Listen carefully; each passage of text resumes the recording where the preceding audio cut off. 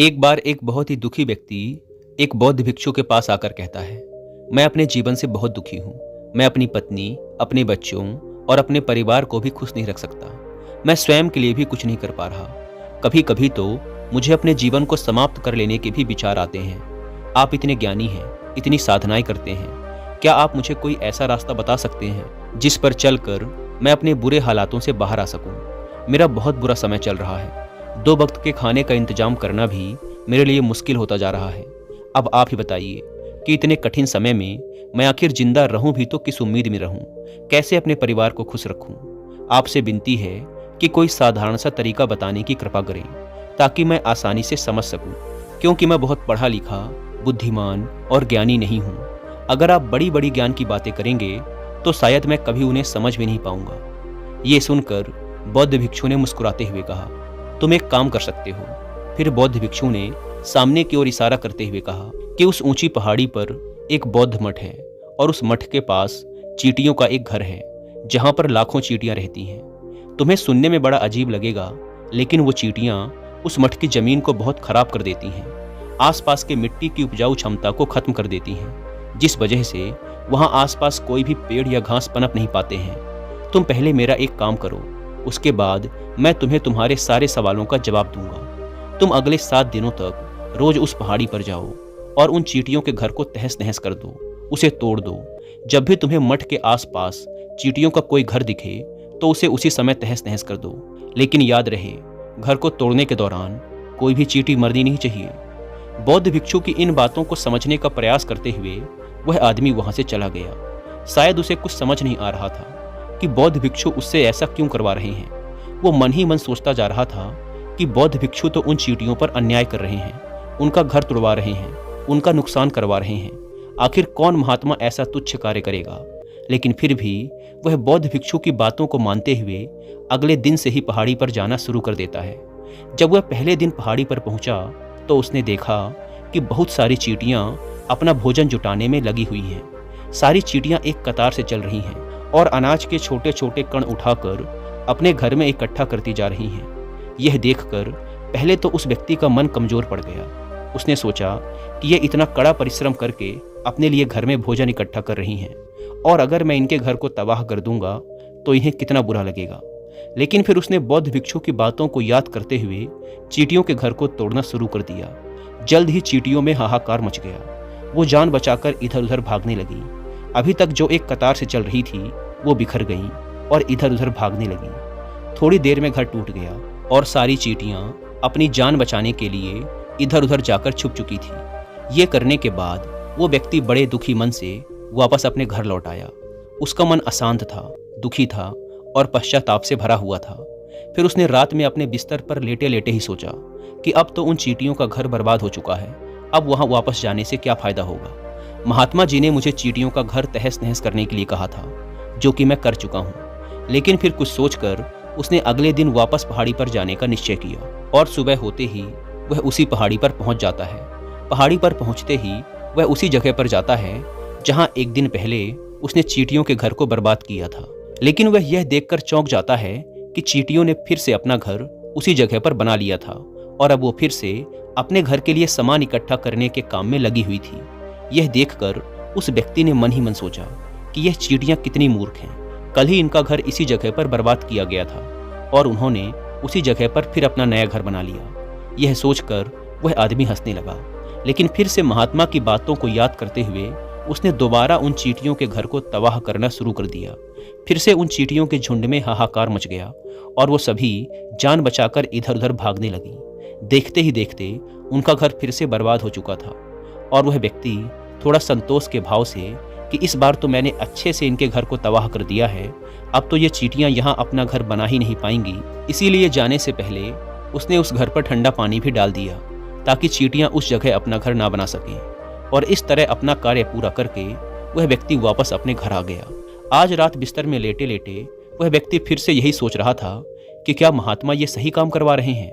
क्या किसी का घर बर्बाद करवाना किसी सिद्ध पुरुष को शोभा देता है? और क्या होगा अगर वो महात्मा कोई सिद्ध पुरुष ही ना हो? कहीं वो मुझे मूर्ख तो नहीं बना रहे? लेकिन फिर उसने निश्चय किया कि पहले मैं अपने काम को पूरा कर लेता हूँ, उसके बाद ही पता चलेगा कि वो महात्मा मुझसे ऐसा क्यों करवा रहे थे। और वो कोई सिद्ध पुरुष है भी या नहीं। और यही सोचकर वो व्यक्ति रात में सो जाता है। अगले दिन सुबह उठकर वह व्यक्ति फिर उसी पहाड़ी की तरफ चला जाता है। पहाड़ी पर पहुंचकर वह उसी जगह पर जाता है जहां पर उसने चींटियों के घर को तोड़कर उस पर ठंडा पानी डाल दिया था। और वह यह देखकर खुश हो जाता है कि वहां पर कोई भी घर नहीं था, सारी चींटियां वहां से भाग चुकी थी। तो उसने सोचा कि अब मेरा रोज रोज आने का क्या मतलब, क्योंकि चींटियां तो अब इस स्थान को छोड़कर जा चुकी हैं। लेकिन बौद्ध भिक्षु ने मुझे 7 दिनों तक रोज आने के लिए कहा था और आज तो बस तीसरा ही दिन है, तो बाकी के 4 दिनों तक यहाँ आने से क्या फायदा होगा। यही सोचकर उसने निर्णय लिया कि यहाँ से वह सीधा उन्हीं बौद्ध भिक्षु के पास जाएगा और वहां पहुंचकर उन्हें सारी कहानी बता देगा। जब वह वापस मुड़कर उस पहाड़ी से उन बौद्ध भिक्षु की कुटिया की तरफ जाने लगा, तभी अचानक उसकी नज़र एक और घर पर पड़ी जो कि चींटियों का ही बनाया हुआ था। मतलब कि उस घर को उन्हीं चींटियों ने ही बनाया था और अब वह चींटियां नए घर में वास कर चुकी थी। यह नया घर उनके पुराने घर से थोड़ी ही दूरी पर था। जब उस व्यक्ति की नज़र उस घर पर पड़ी तो उसने सोचा कि शायद महात्मा को पता था कि ये चींटियां एक घर टूटने के बाद मठ के आसपास ही दूसरा घर बना लेंगी, इसीलिए उन्होंने मुझे 7 दिनों तक लगातार आने के लिए कहा था। और यह सोचकर वह उन चींटियों का नया घर तोड़ने पहुंच जाता है। जब वह वहां पहुंचा तो चींटियां उसी तरह अपने काम में लगी हुई थी। वो अपने लिए खाना इकट्ठा कर रही थी और अपने नए घर में जमा कर रही थी। जब पुराना घर टूटा था वहां भी अनाज के कण बचे हुए थे, तो वह चींटियां वहां से भी अनाज के कण इकट्ठा करके अपने नए घर में ला रही थी। अब यहाँ ये सब देखकर उस व्यक्ति का मन थोड़ा कमजोर पड़ गया, क्योंकि वह खुद भी कमजोर था, खुद भी समय का मारा हुआ था। इसीलिए उसके मन में उन चींटियों के प्रति दया का भाव जन्म ले रहा था। उनके ऊपर उसे दया आ रही थी। वह चाहता था कि वह उनकी सहायता करे, लेकिन वह उल्टा उनको नुकसान पहुंचा रहा था। लेकिन उन बौद्ध भिक्षु की बातों को याद करते हुए उसने फिर से उनके घर को तोड़ने का निश्चय किया और उसने इस बार बिना किसी चींटी को नुकसान पहुंचाए बड़ी ही सावधानी से उस घर को तोड़ना शुरू कर दिया। समय थोड़ा ज़्यादा लगा, क्योंकि किसी भी चींटी को नुकसान ना पहुंचाने की शर्त बौद्ध भिक्षु ने पहले ही रख दी थी। इसीलिए वह बड़ी ही सावधानी से चींटियों के घरों को तबाह कर रहा था और आखिरकार उसने उस घर को भी तबाह कर दिया। उस घर को तबाह करने के बाद वो बड़े ही दुखी मन से घर की तरफ चल पड़ा। इस बार वो पहले से भी ज़्यादा दुखी था, क्योंकि उसने उनका दूसरा नया घर भी तोड़ दिया था। वह चींटियों को कहीं भी बसने ही नहीं दे रहा था और अब वो अपने आप को शैतान और दानव समझने लगा था। आत्मग्लानि भरे विचारों में डूबा हुआ वह बड़े ही दुखी मन से घर वापस आ गया। रात में सोने से पहले एक बार उसने फिर से सोचा कि मैं कितना बड़ा पापी हूँ, कितना बड़ा राक्षस हूँ। पुराना घर तो छोड़ो, मैं उन चींटियों को बसने के लिए कहीं कोई जगह ही नहीं दे रहा हूँ। वो चींटियाँ भला मेरे बारे में क्या सोचती होंगी कि वो कितना बड़ा दानव होगा जो हमारा घर तोड़ रहा है।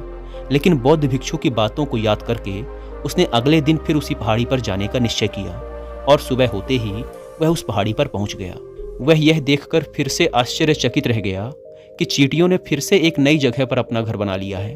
वो तो पहले से भी ज़्यादा ऊर्जा के साथ कार्य कर रही थी और उन्होंने सिर्फ एक रात में पहले से भी बड़ा घर बना लिया था और अब वो फिर से अपने लिए अनाज और खाना इकट्ठा करने में लगी हुई थी। यह देखकर उस व्यक्ति ने सोचा कि ये चींटियां किस मिट्टी की बनी हुई हैं।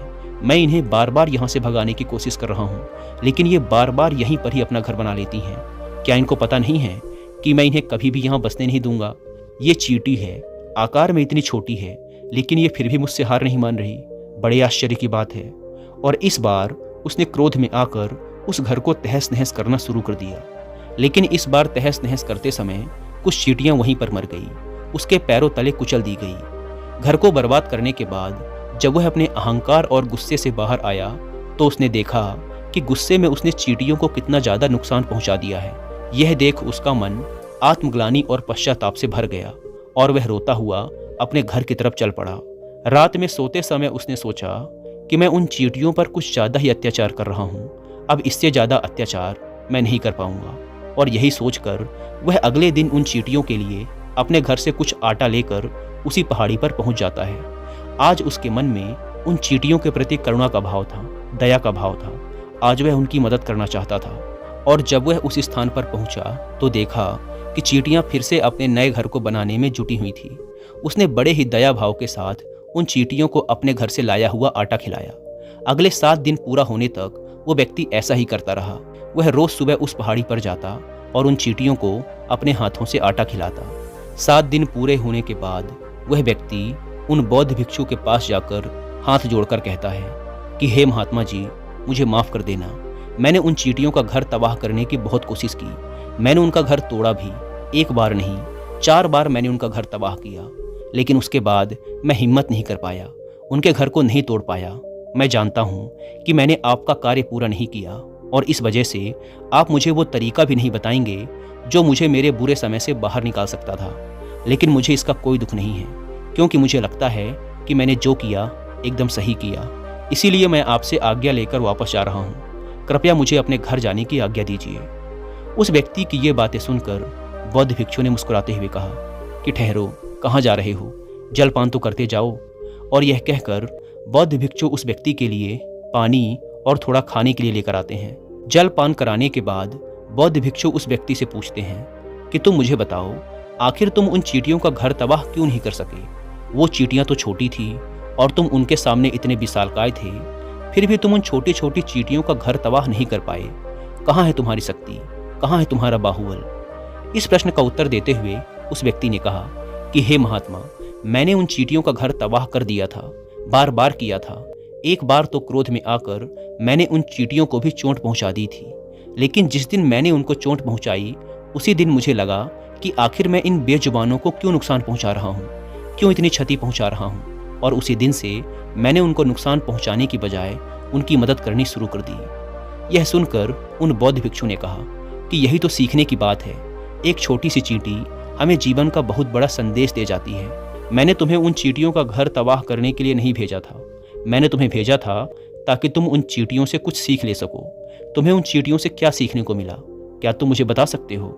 ये सुनकर उस व्यक्ति ने पूरी घटना बौद्ध भिक्षु को सुना दी। पूरी घटना को ध्यान से सुनने के बाद बौद्ध भिक्षु ने मुस्कुराते हुए कहा कि पहली सीख जो तुम उन चींटियों से ले सकते थे वो ये है कि कितनी ही बार तुमने उनके घर को तोड़ने की कोशिश की, कितनी ही बार प्रयास किया कि उनके घर तबाह हो जाएं, लेकिन वो हर बार अपना नया घर बना लेती थी। उन्होंने कभी भी हार नहीं मानी। अगर वो हार मान लेती तो वो चिड़ियाँ तुम्हें उस जगह पर दोबारा नहीं मिलती। जीवन कार्यशीलता का नाम है, लेकिन हम मनुष्य एक दो बार सफलता मिलने पर ही टूट जाते हैं, हार मान लेते हैं और फिर प्रयास करना ही बंद कर देते हैं। यहाँ तक कि कुछ लोग तो अपनी जिंदगी को खत्म करने पर ही उतारू हो जाते हैं। लेकिन जानवरों में तुमने एक बात देखी होगी कि वो अपना जीवन खुद से कभी खत्म कर ही नहीं सकते। तुमने कभी नहीं सुना होगा कि किसी जानवर ने आत्महत्या कर ली, चाहे वो जानवर कितना भी भूखा क्यों ना हो, कितना ही दुखी क्यों ना हो, लेकिन वो अपने जीवन के लिए हमेशा संघर्ष करता रहता है। इसके विपरीत कुछ लोग एक दो बार हताश होने के बाद ही अपना जीवन खत्म करने की कोशिश करने लगते हैं। जीवन तो कर्मशीलता है, कर्म करते रहने का नाम है। जीवन के पश्चात मृत्यु आखिरी विश्राम है, परम विश्राम है। इसीलिए मृत्यु से पहले कर्म करना कभी मत छोड़ना, क्योंकि मृत्यु के पश्चात तो तुम परम विश्राम में चले ही जाओगे। तो उससे पहले अपना कर्म करना क्यों छोड़ रहे हो? क्यों दुखी हो रहे हो? अगर तुम्हारा एक घर टूट गया है तो दूसरा घर बनाने का प्रयास करो, कोशिश करते रहो, क्योंकि कोशिश करने वालों की कभी हार नहीं होती। ये तुम उन नन्ही चींटियों से सीख चुके हो। वो चींटियां देखने में तुमसे कितनी छोटी हैं, लेकिन उनका मन तुम्हारे मन से इतना मजबूत है, इतना विशाल है, इतना दृढ़ संकल्पित है कि इतनी बार घर टूटने पर भी उन्होंने कभी हार नहीं मानी। दूसरी सीख ये है कि जब भी हमारे जीवन में बुरा समय आता है तो हमें लगने लगता है कि ये बुरा समय कभी नहीं जाएगा, ये समय मेरे जीवन को बर्बाद कर देगा, मुझे आगे नहीं बढ़ने देगा। और अपने इन्हीं ख्यालों से, इन्हीं विचारों से, जिसका असलियत में कोई भी अस्तित्व नहीं है, वो सिर्फ एक नकारात्मक विचार है, और यही विचार हमारे मन को दुखी रखने लगता है और इसीलिए फिर हम प्रयास करना भी छोड़ देते हैं। लेकिन तुम खुद सोचो कि बार बार प्रकृति हमें नुकसान पहुंचाएगी, क्षति पहुंचाएगी, लेकिन कब तक पहुंचाएगी? यदि हम बार बार उठ के फिर से नया प्रयास करते रहेंगे तो प्रकृति भी हमारे सामने घुटने टेक देगी और वो भी एक दिन हमारे ऊपर मेहरबान हो जाएगी, दयावान हो जाएगी और वो हमें वो सब कुछ देने लगेगी जिसकी हमने कभी कामना की थी। तुमने स्वयं देखा कि तुम उन चींटियों को तबाह करने के लिए पहुंचे थे, लेकिन बाद में तुम ही उन चींटियों को अनाज और आटा देने लगे। तुम ही उन चींटियों पर दयावान हो गए। क्यों हुए? क्योंकि तुमने देखा कि वो चींटियां हार ही नहीं मान रही हैं। इसी तरह अगर तुम भी अपने जीवन में कभी हार नहीं मानोगे तो एक न एक दिन ये प्रकृति तुम्हें वो सब कुछ देगी जो तुम अपने जीवन में पाना चाहते थे। इसीलिए ये दो सीख हमेशा याद रखना। पहली कि जीवन कर्मशीलता का नाम है और दूसरी कि एक न एक दिन प्रकृति तुम्हें तुम्हारे अच्छे कर्मों का फल जरूर देगी। दोस्तों, उम्मीद है कि आपको यह वीडियो पसंद आई होगी, और अगर वीडियो पसंद आई तो वीडियो को लाइक और चैनल को सब्सक्राइब जरूर करें। धन्यवाद।